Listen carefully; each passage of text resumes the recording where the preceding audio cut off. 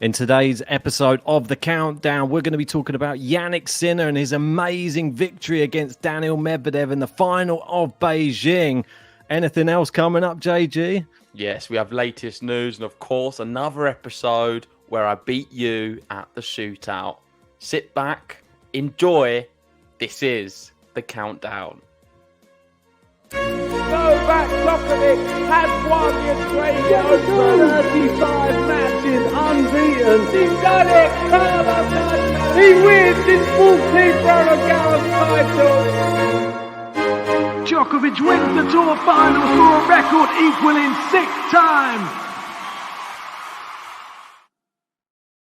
Right, here we go. Another episode of The Countdown. We're not in person this week. I mean, location wasn't possible. My bracket actually broke as well for my mic, so I'm holding this up with like a sort of Black & Decker vice grip today, so we're a little bit all over the place, but we had to delay it, didn't we, because we just wanted to make sure Beijing finished. We want to see where the points were. We want to see how this is going to affect who's getting into the ATP Tour Finals. And we've got Jannik Sinner. I mean, we've got to speak about it first because it's the freshest thing that's happened today. An incredible performance. He defeats Daniil Medvedev, who, I mean, we didn't really give Sinner a chance. And I think we both got to hold our hands up and say, I'm sorry, but I didn't see it coming. And I think that Sinner's proven himself now. This one had a sort of a master's feel about it. I know it was just a 500, but it had a vibe, and he beat Alcaraz and he beat Medvedev on the way to winning this championship. And I think it's maybe even more impressive than his Toronto Masters win, if I'm honest. I agree completely, Ben. And I think you hit the nail on the head. Of course, the reason we're bringing the countdown to you a bit later is because there was no point speaking about anything else until this was concluded. It's concluded, and Jannik Sinner's just gone and beat Carlos Alcaraz, who looked unplayable, and Daniil Medvedev, who also looked unplayable. So it's so impressive, and I have to put my hands up like you have done and say I was completely wrong about Sinner.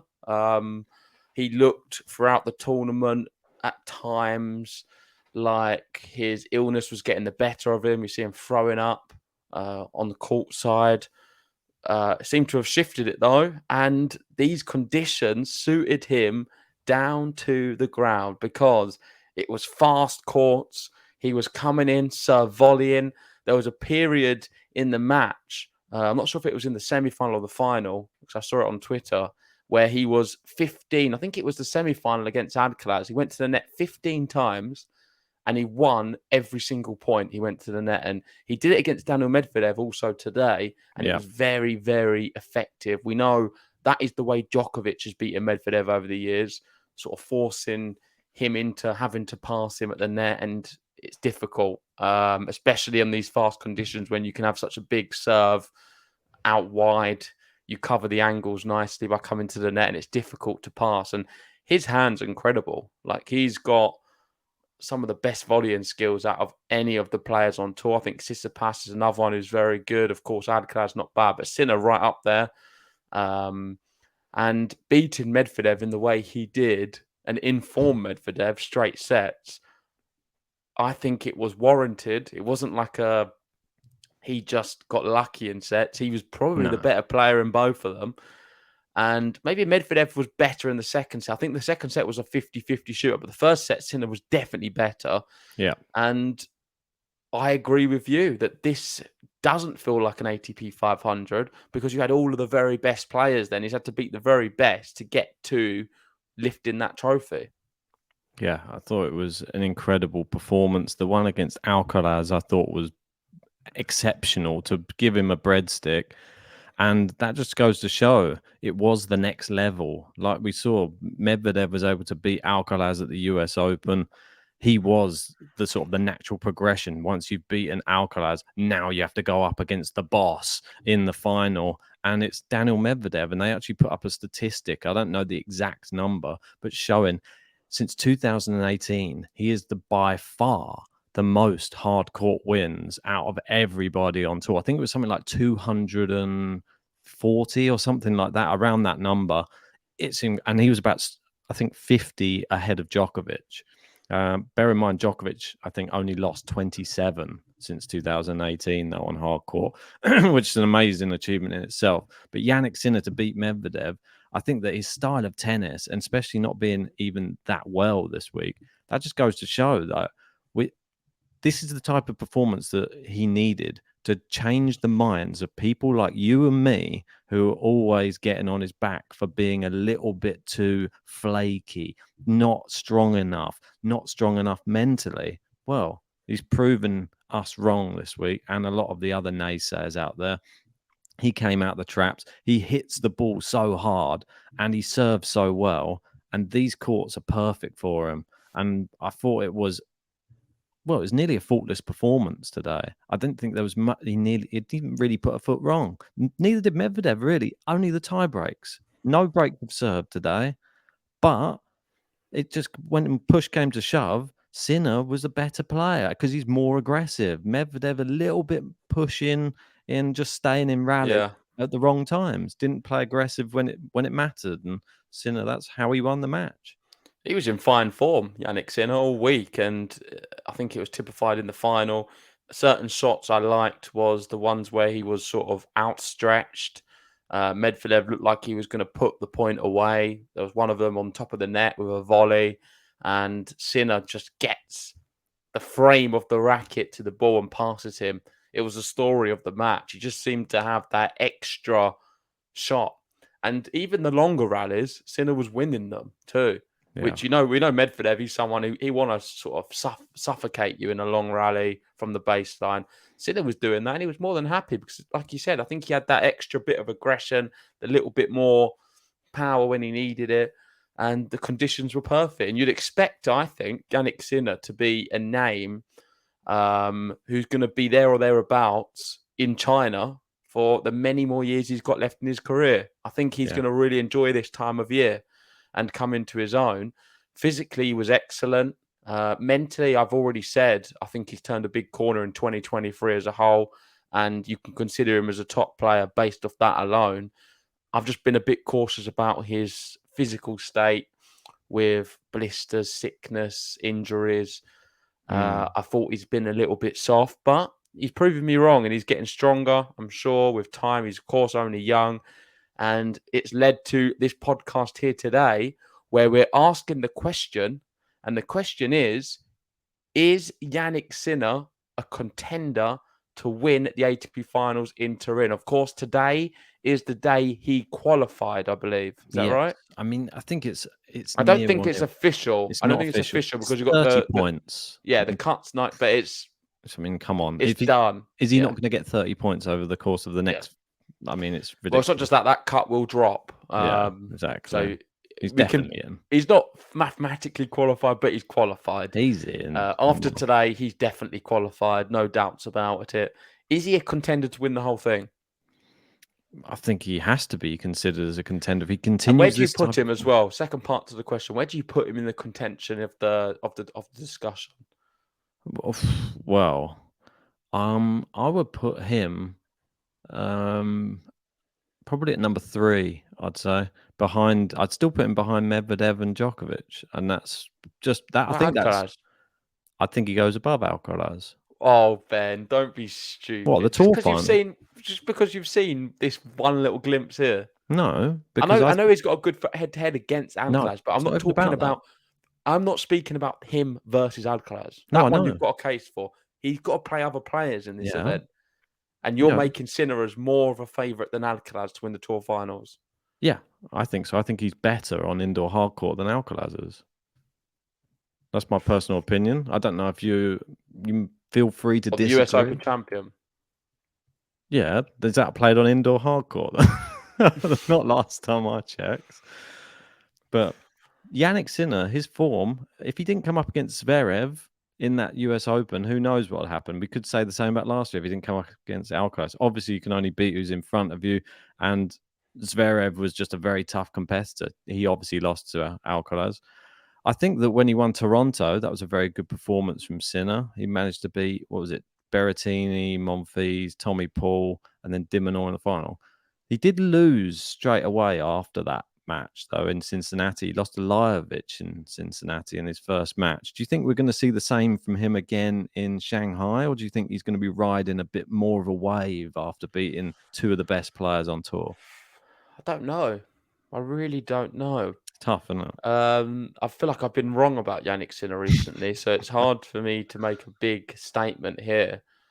And that's why I'm more on the side that he's going to be able to continue the run. Who's to say he's not? I think the Jannik Sinner of the past maybe is going to be left in the past, and we're going to see a new, stronger, ready for the battle Jannik Sinner, who's just beaten Carlos Alcaraz and Daniil Medvedev.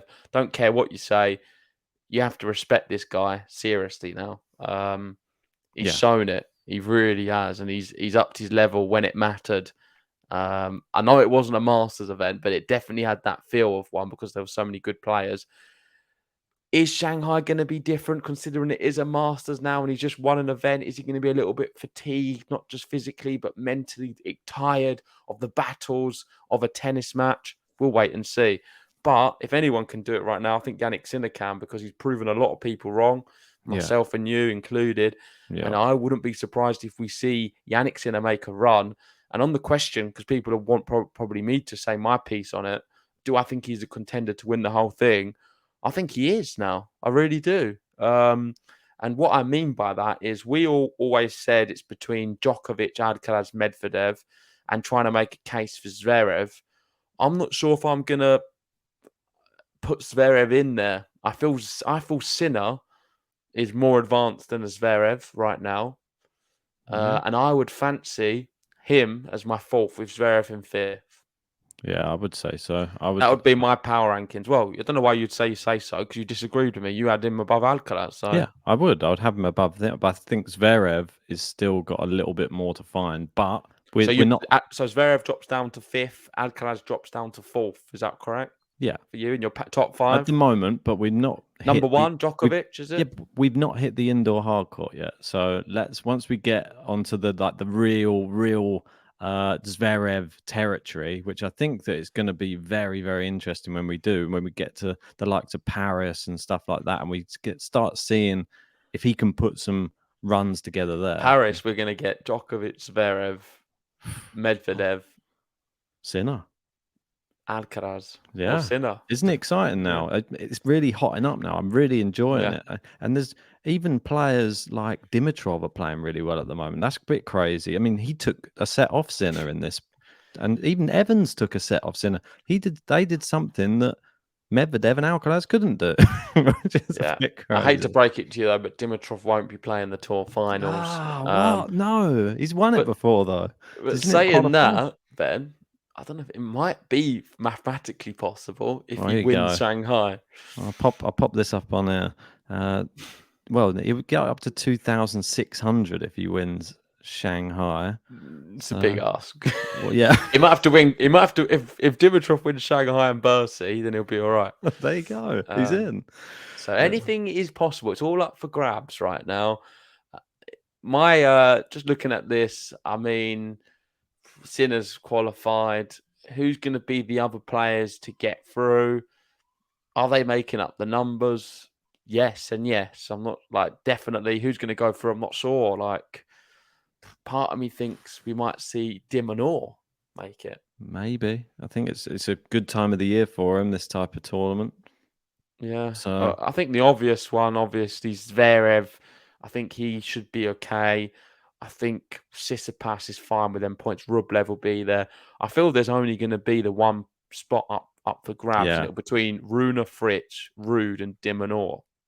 It looks like it, and maybe unless Paul. Somebody has a storming run in one of these tournaments. Rune with the best chance. Yeah, but let's see how he gets on. He's not playing very well, and he seems to be a bit injured. So exactly, and that's a worrying thing. I think Fritz is a good shot. I mean, he's very good on that type of surface. So the big servers, they really come to town, don't they, at this time of the year? So he needs to start picking it up a little bit, Taylor Fritz. I feel there's something I want to touch on as well. If you pop it back on the screen, we've been speaking about the race for the actual year-end number one. I know that lots of people are coming into the comments and saying, I don't think you understand how the race works. This isn't, we weren't talking about the race. We were talking about actual ATP ranking points and the year-end number one. Just to clarify, that's separate to the race. So we looked at the race just then. Now we're looking at the actual ATP, who can finish on the top of the tree, essentially. And Medvedev, if he'd have won that tournament, would have done him a bit of a better look. He would have had 200 extra points. He's only got 300 from that one now. If you look down this bottom section, you don't need to look at the top anymore because that's just the points that dropped off. And you can see here now that we've got, right, so if you look down here, I added in 500 there for Medi, just in case he won Vienna again, because he is playing Vienna. So he has announced that, and he is the reigning champion in Vienna. So it's going to be interesting. Look, you see Alcaraz, he's only 600 points behind, and he could potentially have 2 tournaments to make up 600 points to go level with Djokovic before Paris. And then we've got Medvedev, he's 2,050. What'd you get for a final in Shanghai or a semi? Final in Shanghai will be 600, I believe, and then semi 360. Okay. You'd expect them both to get 360 plus. Yeah, so let's just say if they both got to a semi. I mean, and that makes it very interesting for Alcaraz. If he can match Djokovic in Paris or Turin, then he'll be world number one. Well, if he wins Basel, I don't know who even's going to play Basel. Last year it was only really him and Felix that were fighting it out. And Medvedev, if he was to win there, then you'd find Alcaraz would be in the lead going into Paris. It's all going to come down to the Turin finals and Paris ultimately. Yeah. So I don't know. I wouldn't read too much into all of these stuff, but some people are interested. Of course, as Ben said, this is not the race. This is to become year-end number one. Currently, That's Djokovic correct. Looks set to do it, but I am backing Alcaraz to tip him just right at the end. But anyway, enough of the first section. Let's move on to section 2. And this is where we speak about some of the latest tennis news.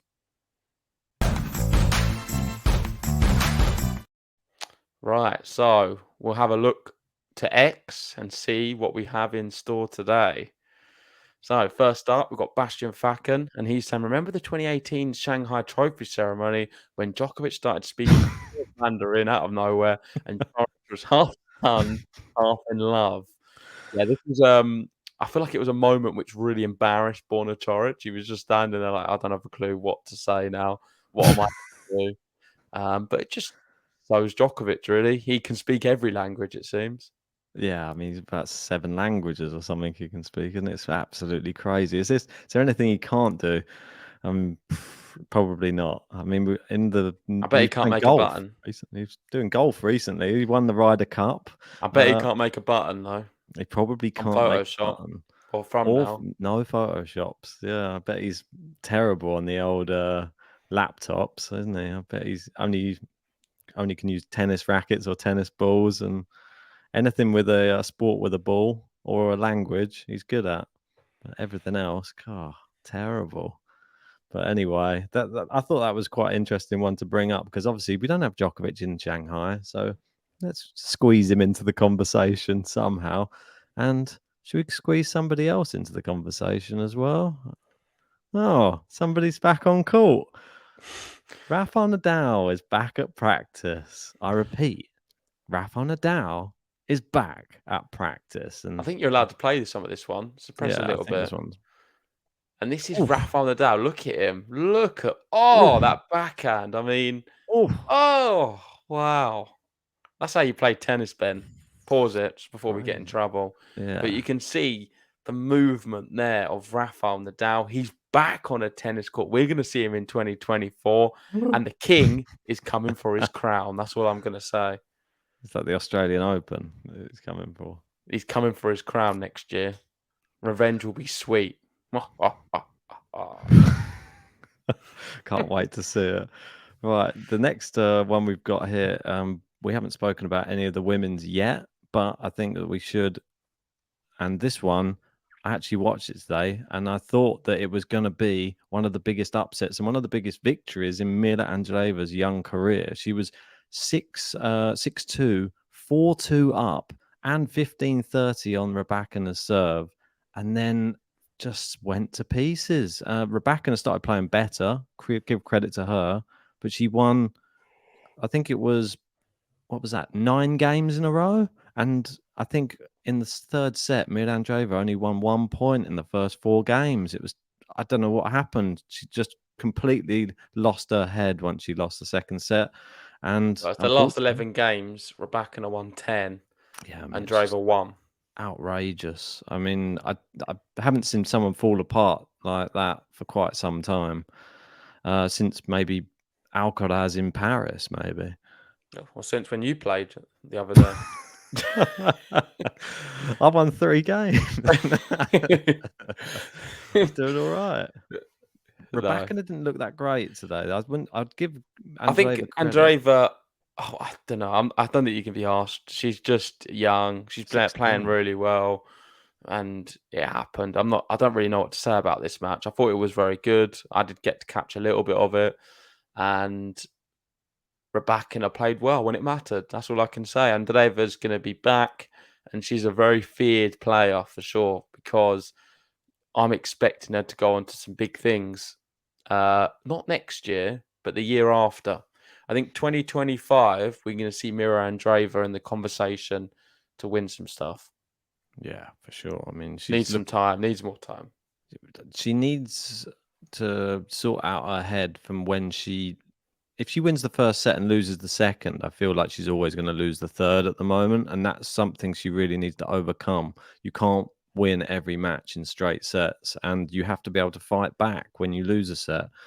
I've not seen that fight yet from her. I'm hoping that that's just something that will grow over time. Obviously, Coco Gauff, she's proved that you can keep fighting. She's been doing really well this week as well. She beat Martic in a crazy it was a dog fight on court, but she just pulls it out when it matters these days, Coco Gauff. Credit to her. And we spoke about the men's and the race for year-end number 1. We know the women's, there was only 2 women who could potentially get it, and now it's looking like really only 1. And it's Sabalenka's pretty much too far ahead, unless Iga plays pretty much every tournament that's left and wins everything. It's a tall order. And she came out and she said this. Do you want to take us through this? Yeah, before the US Open, I was torn about whether I wanted to continue trying, play every tournament to fight to finish year-end number 1. After the US Open, I realised there were more important things to take care of. Sometimes it's better to take it easy. I've also changed my attitude a bit. I just want to be a better player. Honestly, on one hand, I had to force myself to stop. On the other, I felt that is not the right way to go. I've had number 1 for a long time. I think I deserve a little time to regroup and then be better.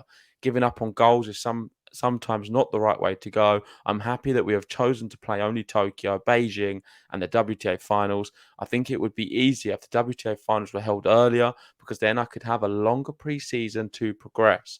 But we have to adapt. So Iga going for a little bit of a lull, I feel. After the US Open, it was a little bit disappointing for her, and she's someone who's not used to winning. You've got to remember, the season before was so good, it's always going to be extremely difficult to reciprocate that.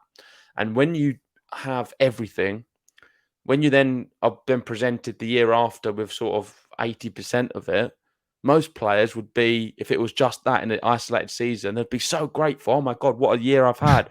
But it's not the case for her, because she's had so much already. It's difficult.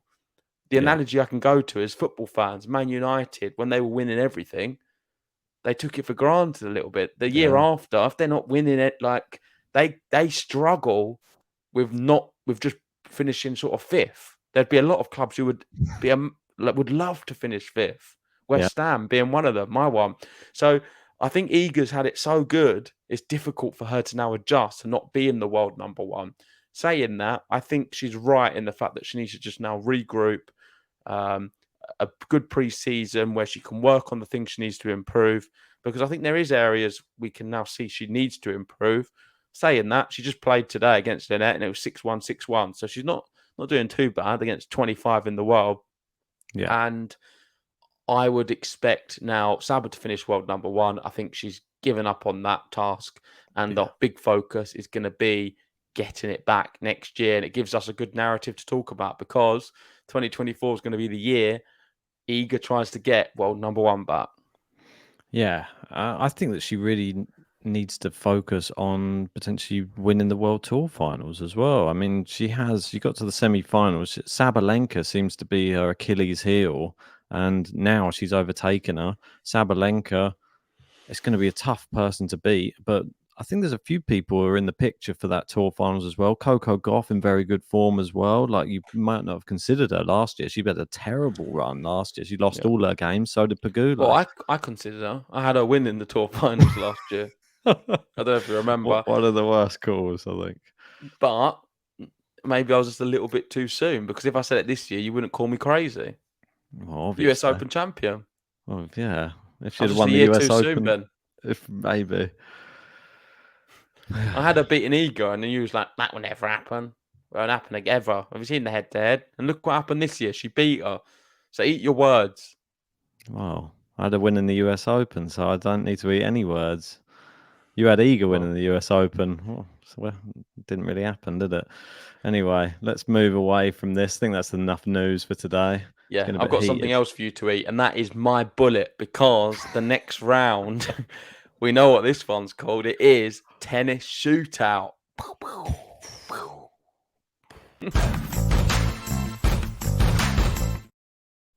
Right. Favorite section. This is where I pose a question to Ben. He's got how long? 10 seconds?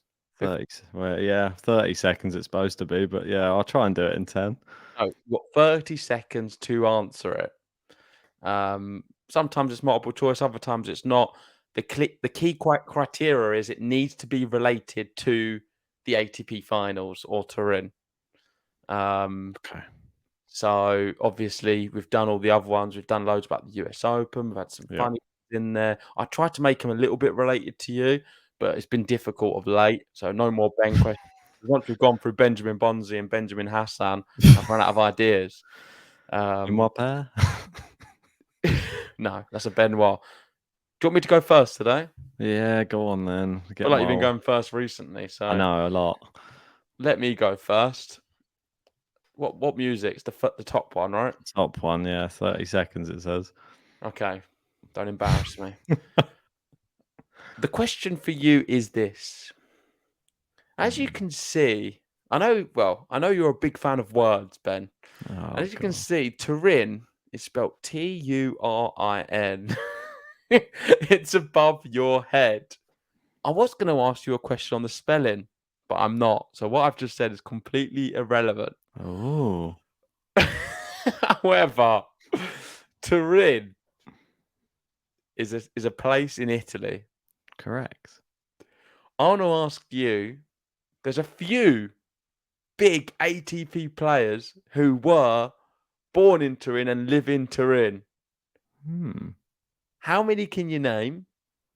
There's 2 I want you to name, but if you can just name 1, I'll give it to you. Are they on the tour at the moment? There's a lot of Italian players about, so it's difficult for that reason.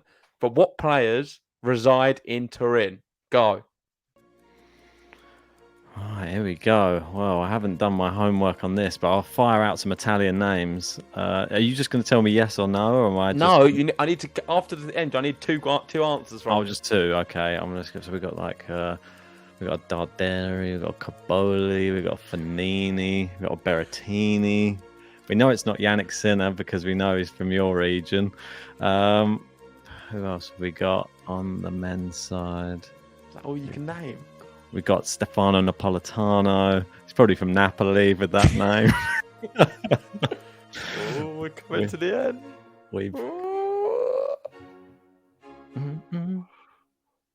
Right, I'm going to need your answer, please, Ben. I'm going to go with Arnaldi.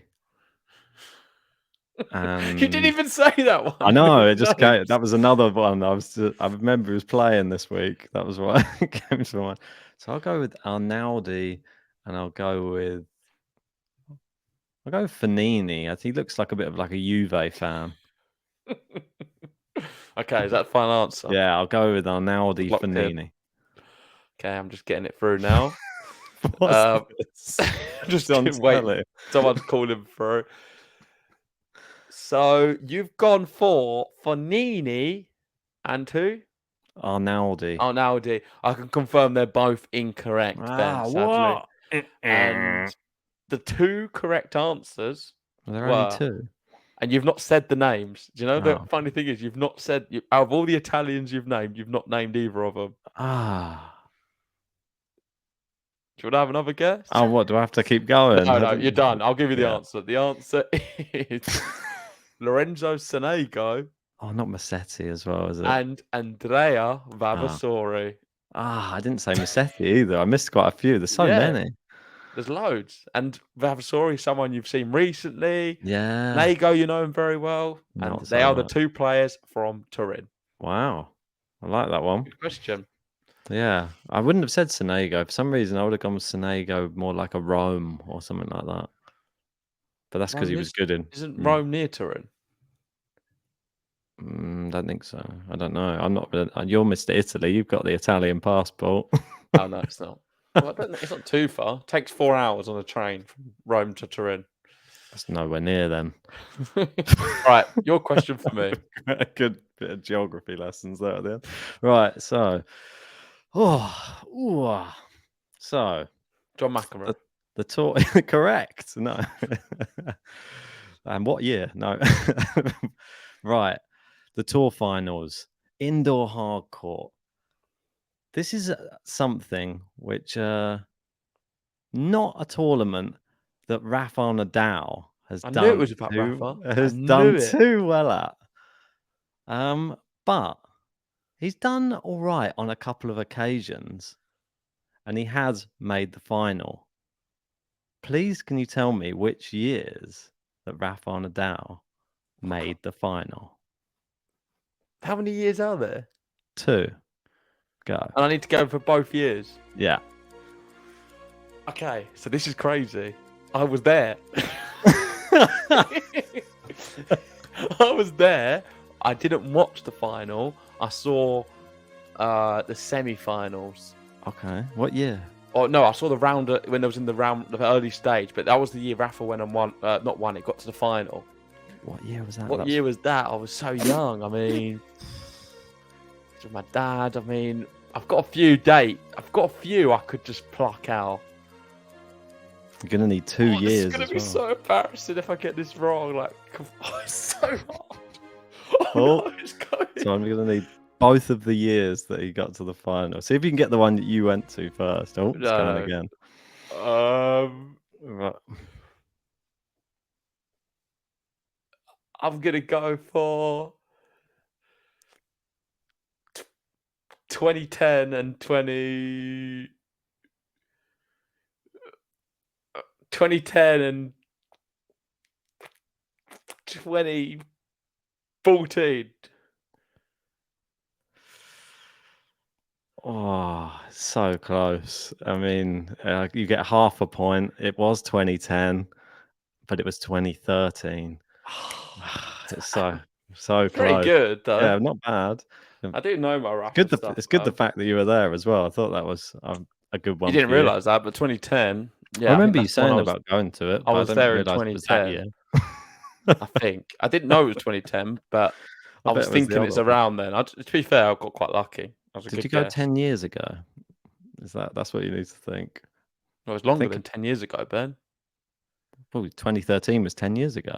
Oh Did no, you I didn't go- go there. And I went yeah, 20. I think okay. it was before 10, So like you went more than 13 years ago. Wow. 10. Yeah.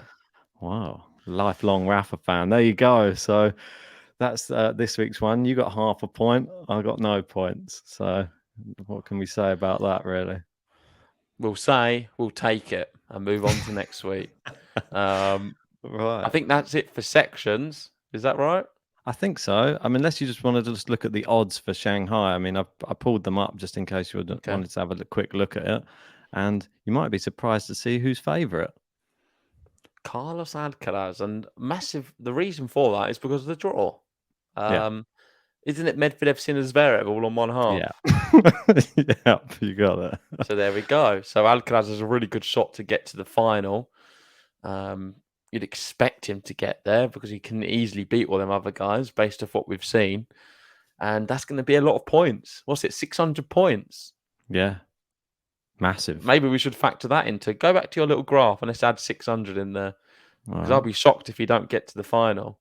Oh, he levels. Yeah, 600, gets to the final. He levels with Djokovic. Then all he has to do is go neck and neck with Djokovic. Well, if he wins there, then he's already 500 ahead going into Got a Paris. little buffer.